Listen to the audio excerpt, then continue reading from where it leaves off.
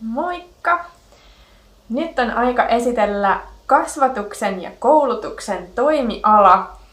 Ja jos sote-uudistus tapahtuu, eli sosiaali- ja terveyspalvelut siirtyy kuntien budjetista pois, niin kasvatuksesta ja koulutuksesta tulee kaikista suurin palanen Helsingin budjettia.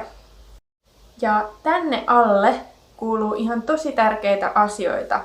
Eli täällä kasvatuksen ja koulutuksen toimialalla päätetään varhaiskasvatuksesta ja esiopetuksesta, sitten perusopetuksesta, lukiosta ja ammatillisesta koulutuksesta, sitten vielä ruotsinkielisistä palveluista ja vapaasta sivistystyöstä.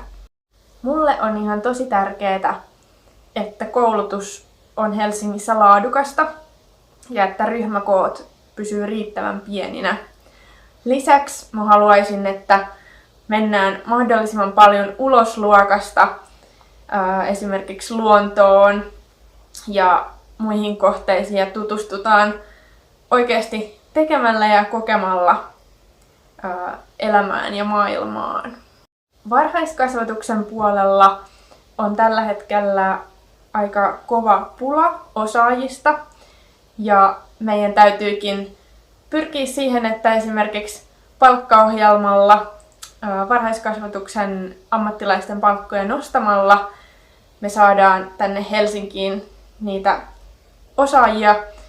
Ja lisäksi vihreät pyrkii maksuttamaan varhaiskasvatukseen. Eli tällä hetkellähän on semmoinen kokeilu käynnissä, että varhaiskasvatus on 5-vuotiaille maksutonta, mutta vihreät haluaisi laajentaa sitä pikkuhiljaa ihan kaikkiin ikävuosiin. Me pidetään myös koulu tasa-arvoisena noudattamalla lähikouluperiaatetta, eli että jokainen lapsi menisi siihen omaan lähikouluun ja siellä tutustuisi monipuolisesti ihan kaikenlaisiin ihmisiin, keitä meidän yhteiskunnassa on. Ja tätä me voidaan myös edistää positiivisella erityiskohtelulla, eli jos me huomataan, että vaikka jossain koulussa on enemmän erityisen tuen tarpeessa olevia oppilaita, niin sinne suunnataan enemmän niitä resursseja, että kaikki pysyy kelkassa mukana. Ja sitten pitää myös pitää huolta siitä, että kaikissa kouluissa on riittävästi houkuttelevia valinnaisaineita niin, että koulujen erot ei pääse kasvamaan. Halutaan myös pitää huolta siitä, että kielivalinnat on riittävän monipuolisia ja että jokainen oppii suomen tai ruotsin kielen taidon. Eli lisätään suomen kielen opettajia sinne varhaiskasvatukseen ja sitten suomi toisena kielenä opetusta kouluissa riittävästi. Lukio- ja ammatilliseen koulutukseen liittyen meidän pitää tsempata oikein tosi paljon ensi kaudella, koska varsinkin koronavuoden aikana ammatillisen koulutuksen on lopettanut ihan tosi moni opiskelija.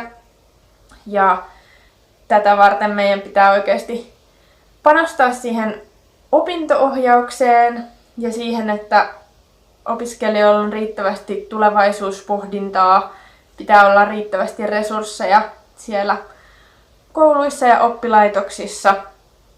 Ja myös pitää huolta siitä, että Helsingissä kaikki oikeasti pääsee sinne toiselle asteelle.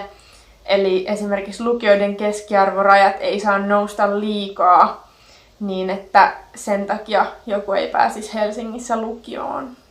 Vapaa sivistystyö on myös ihan tosi tärkeää ja meidän pitää huolta, että esimerkiksi työväenopistojen kurssimaksut säilyy riittävän edullisena ja mahdollisesti osalle jopa maksuttomina, koska se on ihan tosi tärkeää täydentävää koulutusta monelle. Tämmöisiä ajatuksia mulla koulutuksesta. Koulutuksen kautta me pidetään oikeasti siitä tasa-arvosta kiinni täällä kaupungissa ja varmistetaan, että kaikki saa hyvät eväät elämään. Niin jos sullekin nämä asiat on tärkeitä, niin toivon, että äänestät vihreitä ja katsot vielä, että mitä se sun ehdokas on mieltä koulutuksesta. ja kasvatuksesta. Tsemppiä äänestämiseen ja toivottavasti tämä video taas selkiytti vähän Helsingin päätöksentekojärjestelmää. Moikka!